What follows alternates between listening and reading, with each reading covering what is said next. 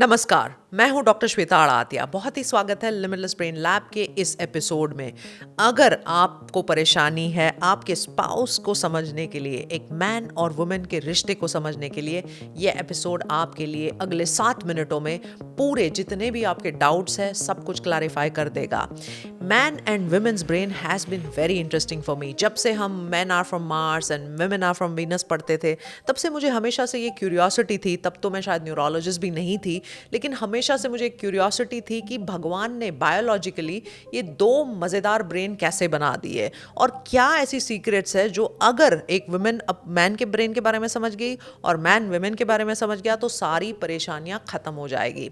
मेरे घर में भी ऐसे 2 सैंपल्स मौजूद थे। आज मैं बहुत ही शुक्रगुजार हूँ उन सैंपल्स की वजह से मैं इधर हूँ। तो मेरे मम और डैड बहुत ही यूनिक से ब्रेन थे दोनों के बारे में। दोनों अलग अलग अलग सोचते थे, दोनों के नज़रिए बिल्कुल अलग अलग थे, लेकिन this is the fundamental fact of biology. So अगर हम मैन एंड वुमेन के ब्रेन की बात करें तो आप लोग थोड़ा सा ये चीज़ समझ लीजिए कि जब हम ह्यूमन रेस में आए तो मैन का काम क्या था। मैन का काम था हंटिंग, कि मुझे खाना खिलाना है अपने बच्चों को, I want to go head and get my hunt. तो इसकी वजह से जो मैन के ब्रेन की वायरिंग है वो बहुत ही मोनोफोकल बनाई गई है। एक ही चीज़ करना है मैन के ब्रेन को। अब काफ़ी सारे साइंटिस्ट ने कहा कि हम बहुत से डिफरेंसेस है, हम उसको स्टडी करते हैं, लेकिन शॉकिंगली उनको ज़्यादा डिफरेंसेस मैन और वुमेन के ब्रेन के बारे में नहीं मिले जितने जितने मिले। हालांकि वो बहुत ज़रूरी है, एक बार इंपॉर्टेंस से आप उसको समझ लेंगे आपकी लाइफ फॉर एवर चेंज हो जाएगी। तो आखिर तक बने रहिएगा, क्योंकि ये 3-4 चीज़ें ही सब कुछ है जो एक रिलेशनशिप को टिकाए रखेगी, जो एक समझने में मदद करेगी।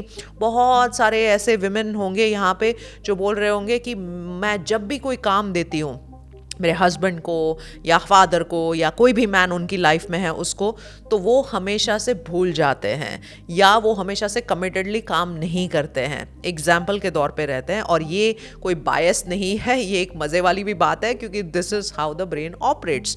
तो अगर आप मैन को एक क्लॉसेट में भेज दो, वहीं पे सॉक्स पड़े हैं, मान लीजिए कि आप सॉक्स लेने उनको भेजते हैं, अब वहीं पड़े हैं, लेकिन एक मैन के ब्रेन को वो दिखेंगे नहीं। He won't be able to see the socks lying right there in front of the closet. क्यों? क्योंकि उसका ब्रेन जो है वो एक मोनोफोकल है, वो एक ही वायरिंग पे वो है। आप देखिए क्रिकेट हो, स्पोर्ट्स हो, जिसमें मैन के ब्रेन को इंटरेस्ट हो, कितनी वो चुंबक होके देखते हैं ना, it's like a magnetic force कि वो उसको छोड़ भी नहीं सकते हैं। सो ये होता है मोनोफोकल वायरिंग। अब मल्टीफोकल वायरिंग विच मीन्स कि वुमेन के ब्रेन को, अब वुमेन को पहले के ज़माने में बच्चे संभालने थे, घर को संभालना था, काफ़ी सारी एक्टिविटीज़ करनी थी। सो ये एक मिथ है कि वुमेन कैन मल्टीटास्क। कोई भी मल्टीटास्क नहीं कर सकता है। ब्रेन में मल्टीटास्किंग की अब कैपेसिटी है ही नहीं है। बहुत बहुत रेयर ऐसा कुछ होता होगा, लेकिन do not get attracted to this myth कि मैं ये भी काम कर रहा हूँ, ये भी हो रहा है, ये भी हो रहा है। बेसिकली आप अपने ब्रेन को थका रहे हो। आपको अटेंशन एक से दूसरे में टास्क शिफ्टिंग करना पड़ता है, तभी जाके ब्रेन के प्रोसेसेस को आप एक्टिवेट कर सकते हो। सो वुमेन के ब्रेन में जो है मल्टीपल वायरिंग है, यहाँ से वहाँ जुड़ी हुई वायरिंग है, एक से दूसरी तरफ, दूसरी से तीसरी तरफ। बिकॉज वो जुड़ी है अलग अलग अलग चीज़ों से, तभी जाके वो मल्टी डायमेंशनल काम या बहुत से अलग अलग काम साथ में कर सकती है। इसकी वजह से वो फ़ोन भी आंसर कर रही है, कुकिंग भी हो रहा है, बच्चे को भी संभाला जा रहा है। So that is a unique property which has been offered biologically. तो इसमें कोई गलत नहीं है, सब अलग है। I love what Monika Singhal ji of Hariom smile says कि गलत कोई भी नहीं है, सब अलग अलग है। And that is so true when it comes to the biology of a man's brain and a women's brain. अब दूसरी चीज़ क्या बखूबी पाई गई है कि जो दोनों ब्रेन के कनेक्शंस है उसके बीच में एक कॉर्पस कैलोसम होता है, वो स्लाइटली थिक, थोड़ा सा ज़्यादा वुमेन के उसमें पाया गया है, क्योंकि ज़्यादा ट्रैफिक है, सो ज़्यादा लंबा रोड या थिक रोड बनाया गया है।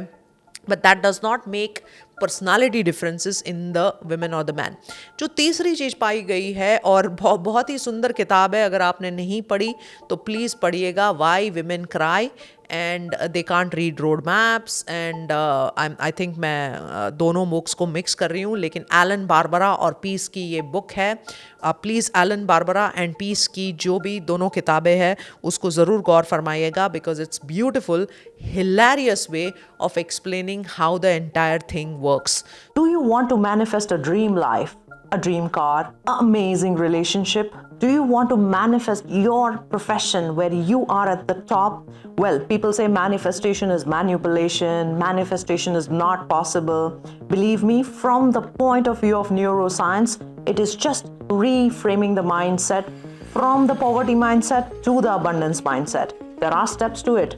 There is a way in which you can do that. And this particular neuroscience manifestation course is one of the popular courses which we are doing right now. And I will bring you some fascinating facts. And if you do practice consistently over a period of time, I guarantee manifestation is not just possible, it is very easily doable. So join me on this course of the Neuromanifestation module where I meet all of you and together we live a beautiful, amazing, happy and abundant life. जब हम बात करते हैं mains brain और women's brain की, तो तीसरा महत्व का पॉइंट ये आ जाता है कि वुमेन के वायरिंग को थोड़ा सा हार्मोनली ईस्ट्रोजन प्रोजेस्टेरॉन की वजह से इमोशनल की तरफ पाया गया है.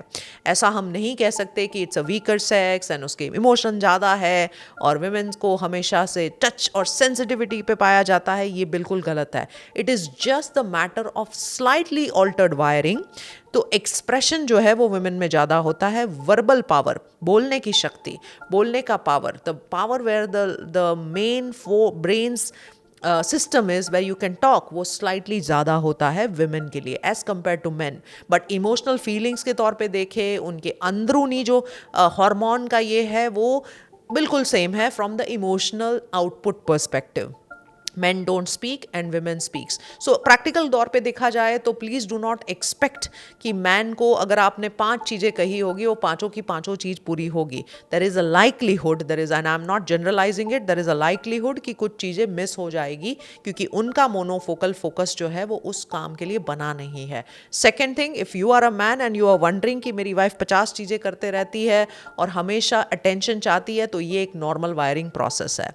तीसरी इंपॉर्टेंट चीज कि अगर आपको एक विमेन को खुश करना है, if you want that women's brain to actively engage with you, आपको सुनना पड़ेगा. You will have to listen because that is how the brain operates. अगर एक मैन के साथ आप है तो वो अपने शेल में ही will be quieter, he will be a little aloof, क्योंकि that is the way of expression. दोनों के अगर हम अट्रैक्शन की बात करें तो मैंस जो विमेन का ब्रेन है वो initially, immediately in the first interaction itself बहुत सारा ऑक्सीटोसिन, एक बॉन्डिंग केमिकल बनाता है. लेकिन मैन का जो केमिकल है वो खाली केवल टेस्टोस्टेरोन या अट्रैक्शन का हार्मोन बनाता है, वो बॉन्डिंग का हार्मोन नहीं बनाता है. Few times of sexual exposure, that is when that chemical comes in. So एकदम से विमेन को तो इमोशनल अटैचमेंट हो गया, लेकिन मैन को नहीं भी हो सकता है. अगर मैन के ब्रेन की बात करें तो वो एक पर्टिकुलर फॉर्म में उस हिसाब से वायर्ड है कि वो जो है वो लॉस को प्रस्तुत नहीं करता है. उसको जो भी हर्ट है वो उसको बात नहीं कर सकता है. लेकिन विमेन की ब्रेन काफ़ी ज़्यादा वो प्रस्तुत भी कर सकते हैं और बात भी कर सकते हैं. तो ये छोटी छोटी चीज़ें हैं, अगर हमने हमारी लाइफ में समझ ली, if we understand it, then practical living becomes very easy. And also to that extend की एक्सपेक्टेशन, मैं हमेशा बोलती हूँ कि अपेक्षा दुख की सुरक्षा है. आप अपेक्षा वही करें. अगर यहाँ पे एक स्क्वायर डब्बा मेरे सामने लाया गया और मैं बताते रहूँ लेकिन मुझे तो राउंड इसको बनाना है, मुझे इसको राउंड बनाना है, तो ये मुमकिन नहीं है. तो स्क्वायर स्क्वायर रहता है, राउंड राउंड रहता है. ऐसे मैन का ब्रेन अपने आप में एक बखूबी अजूबा है और वुमेन का ब्रेन भी अपने आप में एक बखूबी अजूबा है. तो अगर आपको रिलेशनशिप्स अच्छे चाहिए, अगर आपको दोस्ती अच्छी चाहिए, तो आपको ये कुछ चंद चीज़ें हैं जो आपको सीखनी पड़ेगी और समझनी पड़ेगी. When it comes to taking care of the offsprings, हमेशा याद रखना कि विमेन जो है वो मोर इमोशनल ड्रिवन होती है. बच्चे ने खाया, बच्चे ने पिया, बच्चे ने क्या किया, बच्चे के साथ क्या हुआ, उसमें उसको ज़्यादा दिलचस्पी होती है. Man is often wired for external help. मैंने फाइनेंसेस प्रोवाइड कर दिए, बेस्ट स्कूल में भेज दिया, बेस्ट काम करने भेज दिया, मैंने उसको सारे वो लग्जरीज दे दिए, सारे कंफर्ट दे दिए. हमेशा मैन एक अचीवमेंट के तौर पे सोचता है, विमेन जो है वो एक इंक्लूजन और फैमिली के ग्रोथ के तौर पे सोचती है. तो सोचना बस अलग अलग है, गलत कोई भी नहीं है. So hang tight with us as we bring bring in many more such episodes where your life transforms 180 degree. I want everybody to be healthy, happy and wise. तो ऐसे ही जुड़े रहे, बने रहे, लाइक, शेयर और सब्सक्राइब जरूर करना. काफ़ी सारे लोग हमारे चैनल पे आते हैं, देखते हैं, लेकिन सब्सक्राइब नहीं करते हैं. आपको कोई एक पर्टिकुलर टॉपिक की वो हो, डिमांड हो, ज़रूर रखिएगा. हम पूरी कोशिश करेंगे आप तक हमारे दिल का जो फीलिंग है वो पहुंचाने की. Thank you so much for being with us on this channel at the Limitless Brain Lab.